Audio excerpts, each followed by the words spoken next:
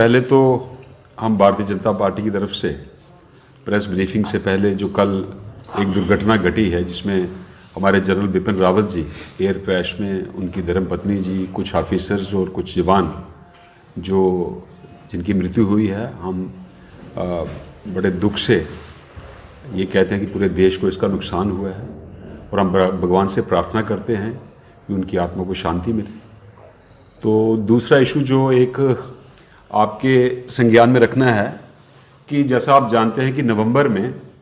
बड़ी ये ओले पड़े थे जम्मू कश्मीर में, बड़ी बारिश हुई थी जिससे हमारे जम्मू कश्मीर और ख़ासकर 3 ज़िलों के सांबा, कठुआ और जम्मू के ज़िलों के जो किसान भाई थे उनको काफ़ी नुकसान हुआ था। उनकी फसल में काफ़ी नुकसान हुआ था, फसल गिर गई थी, पानी में डूब गई थी। तो जो कलेक्शन सेंटर्स हैं, जो मंडियां हैं फूड कॉरपोरेशन ऑफ इंडिया ने खोली हुई, उनकी डेडलाइन कट ऑफ डेट जो थी वो 30 नवंबर तक थी 2021, ताकि जितनी भी पैडी है वो 30 नवंबर तक वो वहाँ पे अपनी जमा करवा सकते थे मंडियों में।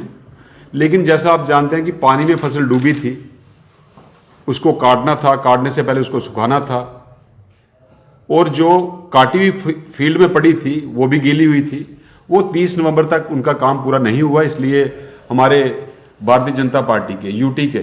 अध्यक्ष किसान मोर्चा के ओमी खजूरिया जी और बाकी हमारे यूटी के अध्यक्ष रविंद्र राणा जी, बाकी लीडर्स ने, हम सब ने मिलकर ये प्रयास किया कि जो हमारे देश के कृषि मंत्री हैं तोमर जी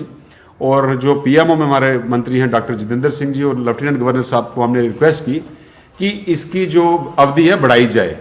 तो परसों जैसा आप सब जानते हैं कि एग्रीकल्चर मिनिस्ट्री से ऑर्डर आया है जम्मू कश्मीर में 3 ज़िलों में, सांबा, कठुआ और जम्मू, ये मंडियों में पैडी जमा करवाने की जो अवधि है उसको बढ़ा के 31 दिसंबर तक किया गया है। इसलिए हम Bharatiya Janata party unit UT का दिल से शुक्रिया अदा करती है कृषि मंत्री जी का, जितेंद्र सिंह जी का, लेफ्टिनेंट गवर्नर जी का, जिन्होंने किसानों के इंटरेस्ट के हित को देखते हुए ये अवधि बढ़ाई है। दूसरा, चूंकि किसानों को काफ़ी नुकसान हुआ है, हम आपके माध्यम से पूरे जम्मू कश्मीर के किसानों को ये अपील करते हैं कि जब वो किसान क्रेडिट कार्ड लेते हैं और बैंक से लोन लेते हैं, वो अपनी जो फसल है उसको उसका इंश्योरेंस ज़रूर करवाएं, क्योंकि उन्होंने पर कनाल सिर्फ साल का 100 रुपया देना होता है और सरकार इसमें 500 रुपया खुद से कंट्रीब्यूट करती है हर साल। और अगर वो इंश्योरेंस करवाएं तो उनको कनाल का 5-5.5 हज़ार रुपया पर कनाल